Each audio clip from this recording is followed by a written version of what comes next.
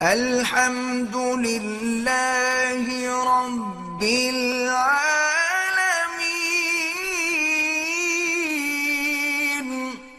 تو یہ میز اور کرسی اور ٹیبل پہ کھانا کھانا یہ تہذیب مصر ہے، یہ کوئی انگریزوں کی تہذیب نہیں ہے، یہ تو جاہل قوم ہے، کوئی جد قوم ہے انگریز جو ہے۔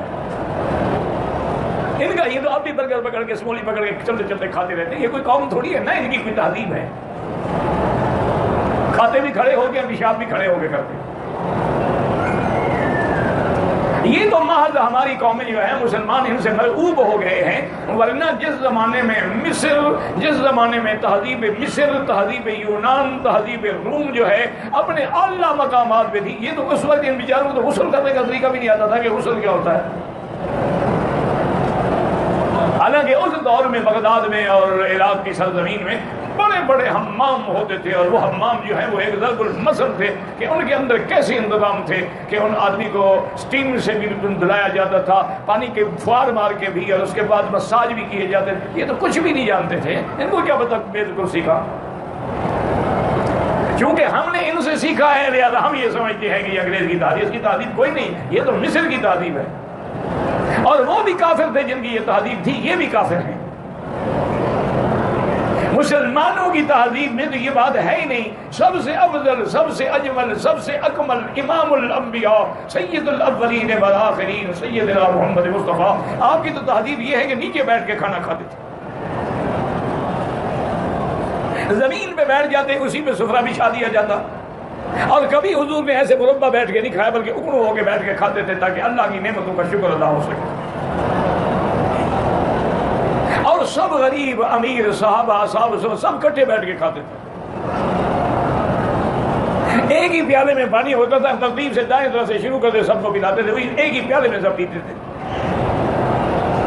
یہ تو آپ کہتے ہیں نا جی کہ بھئی گلاس جو ہے وہ ڈسپوزیبل ہوں، بیماری لگ جاتی ہے، ہر چیز ڈسپوزیبل ہو، سرنج بھی ڈسپوزیبل ہو، اور جناب جتنی چیزیں ہیں، ٹشو بھی ڈسپوزیبل، صاف کیا منہ اور پھینک دیا، ایک ہی تولیہ یا ایک ہی ٹاول یا ایک ہی رومال کو بار بار استعمال نہ کریں۔ ابھی پتہ نہیں شاید اسی لیے ان کے نزدیک عورت بھی ڈسپوزیبل چیز ہے، ایک رات استعمال کی پھینک دیا، رات گئی بات گئی۔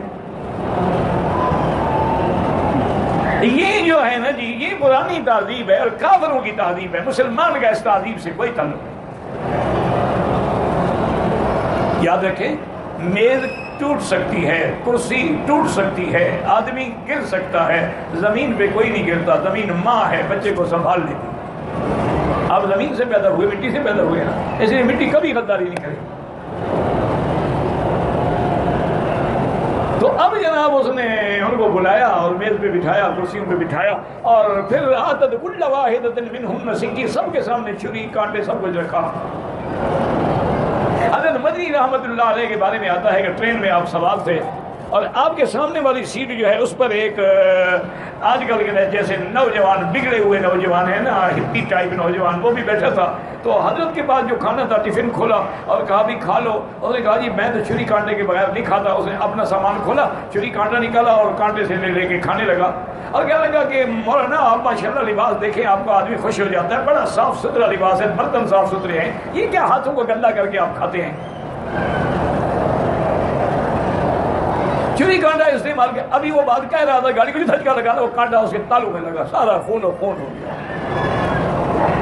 اور ہاں بھائی ہم اسی لیے نہیں کھاتے، انگلیوں سے تو تالو زخمی نہیں ہوتا ہے۔ اور ایک عادت مجھے سمجھ آ گئی، مجھے معاف کر دیں، آپ کی بد دعا لگ گئی ہے۔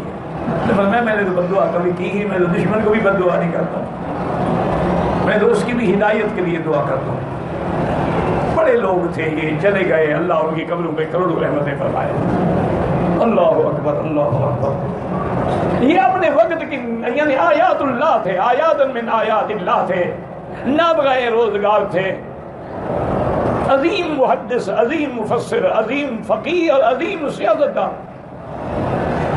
اتنے بڑے لوگ تھے یہ۔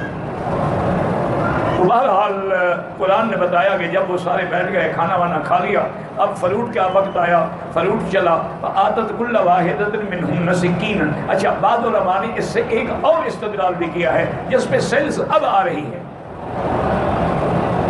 ہم تو کہتے ہیں جی فروٹ کھانا وانا کھا لو بعد میں، وہ کہتے ہیں نہیں، فروٹ پہلے کھانا چاہیے، کھانے کے بعد نہیں۔ تو معلوم ہوتا ہے کہ عزیز مصر نے بھی پہلے فروٹ پیش کیا۔ اچھا ہمارے یہاں ایک بری رسم بھی ہے کہ کھانا وانا کھانے کے بعد ہم میٹھا شیٹھا ہو نا جی کو حلوہ شلوہ بڑا ہوا ہو ماشاءاللہ تو وہ بعد میں کھاتے ہیں. حالانکہ سنت یہ ہے میرے مدنی پاک کی کہ کھانے سے پہلے میٹھی چیز کھاؤ.